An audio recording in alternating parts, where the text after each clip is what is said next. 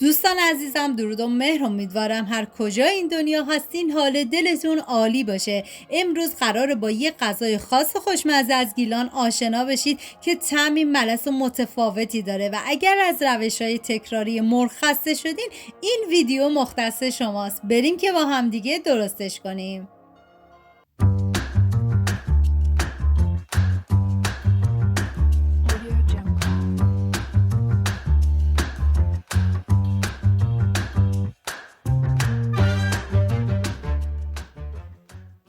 مواد لازم: مرغ، پیاز، کشمش پلویی، قیسی، آلو، زعفران و ادویه هم شامل نمک، فلفل سیاه، زردچوبه و پودر گشنیز هستش. من اندازه های دقیق و داخل دیسکریپشن نوشتم. حالا مرغ من میریزم داخل ظرفی و بعد از اون مقداری نمک، زردچوبه و پودر گشنیز رو با هم دیگه مخلوط کردم و میریزم روی مرغ‌ها و بعد از اون زعفرانم بهش اضافه میکنم و میذارم به مدت نیم ساعت این مرغ داخل یخچال باشه تا مزه کاملا به خورد هم برن. و همین اول ویدیو هم میگم دم گیلانیای عزیزمون گرم با این غذاهای فوق العاده خوشمزه و لذیذشون. و حالا من اینجا مرغ‌ها رو کاملا یه هم میزنم و دیگه میذارم داخل یخچال. و حالا پیاز من به صورت اسلایسی ریزش میکنم و شما به هر مدلی که دوست دارید میتونید پیاز رو ریز کنید، فرقی نمیکنه. فقط سعی کنید که از پیاز فراوان استفاده بکنید که طعم این غذا رو بی نهایت خوشمزه میکنه.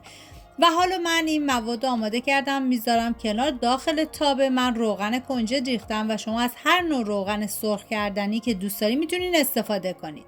و بعد از اینکه روغن داغ شد حالا مرغ‌هایی که گذاشته بودیم داخل یخچال رو به روغن اضافه میکنیم و میذاریم تا مرغ‌ها کاملا سرخ بشه.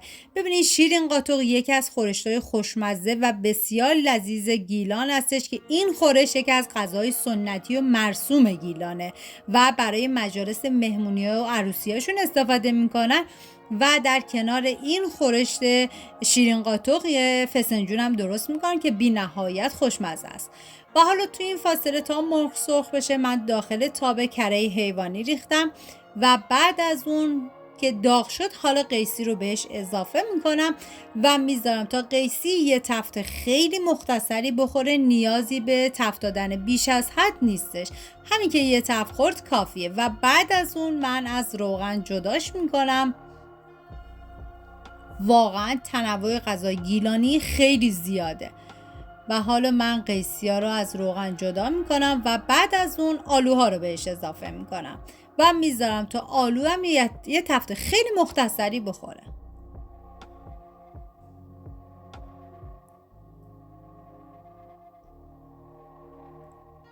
ببینید این آلو، قیسی و بقیه چیزها رو غیر از مرغ حتما با کره تفت بدین چون طعم این غذا رو بی نهایت خوشمزه میکنه. و بعد از اینکه آلوها تفت خوردن از روغن جداشون میکنم و کشمش پلویی رو بهش اضافه میکنم که من کشمش رو به مدت نیم ساعت داخل آب کرده بودم و بعد از اون از آب جدا کردم و یه تفت خیلی مختصری میدم. و همین که کشمش کمی حالت باد کرد، پف کرد، باید دیگه از روغن جداش کنید، نباید بذارید تا کشمش بسوزه. و بعد از اون داخل همون تاب پیازایی که ریز کردیم و اضافه میکنیم و هم میزنیم و میذاریم تا پیازها کاملا سرخ بشه. حالا توی این فاصله تا پیاز سرخ میشه میریم سراغ مرغا که دیگه مرغا کاملا سرخ شدن و حالا من از روغن جداشون میکنم.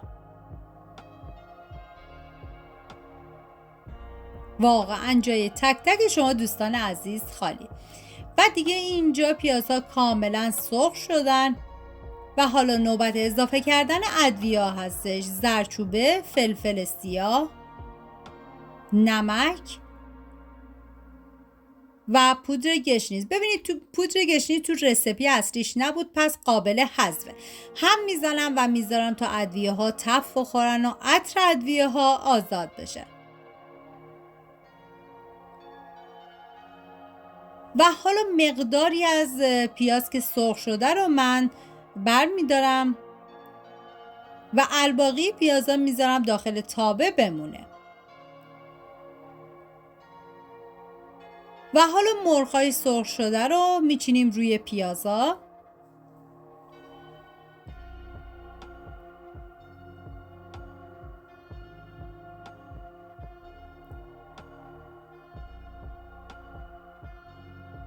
و بعد از اون مقدار پیازی که برداشته بودیم رو میریزیم روی مرغ‌ها.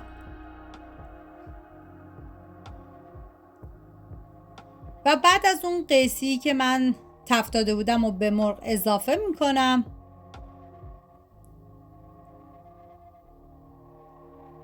آلو،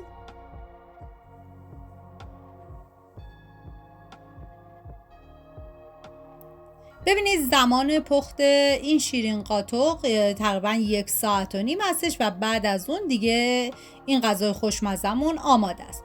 حالا من مقداری زعفرونم ریختم و بعد از اون آب میریزم و میذارم تا این شیرین قاتق کاملا بپزه و جا بیفته. و من اینجا کشمش پلویی رم یادم شده بود که اینا رو میریزم روی مرغ‌ها و بعد از اون دیگه بهش زمان میدم تا کاملا بپزه.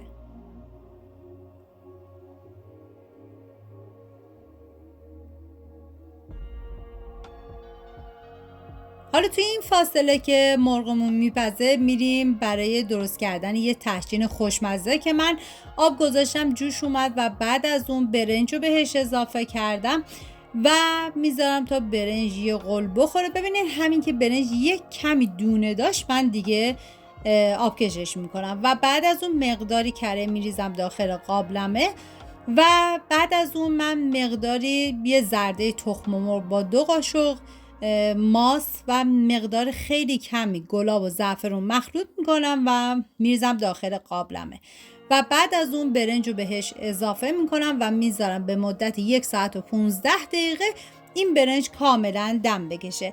دوستان عزیزم اگه ویدیو مورد پسندتون بود و تا این لحظه کانال رو سابسکرایب نکردید خوشحال میشم سابسکرایب کنید و اگه ویدیو رو دوست داشتید لطفا ویدیو رو لایک کنید. لایک شما باعث میشه که این ویدیو در معرض دید افراد بیشتری قرار بگیره و از این طریق هم از من حمایت میکنید. این هم شیرین قاتق خوشمزه ما، امیدوارم درست کنید در کنار خانواده از خوردنش لذت ببرید. واقعا این غذا در کنار یه تحچین خوشمزه حسابی میچسبه. مرسی از همراهی همیشگیتون، تا یه خوشمزه دیگر، بدرود.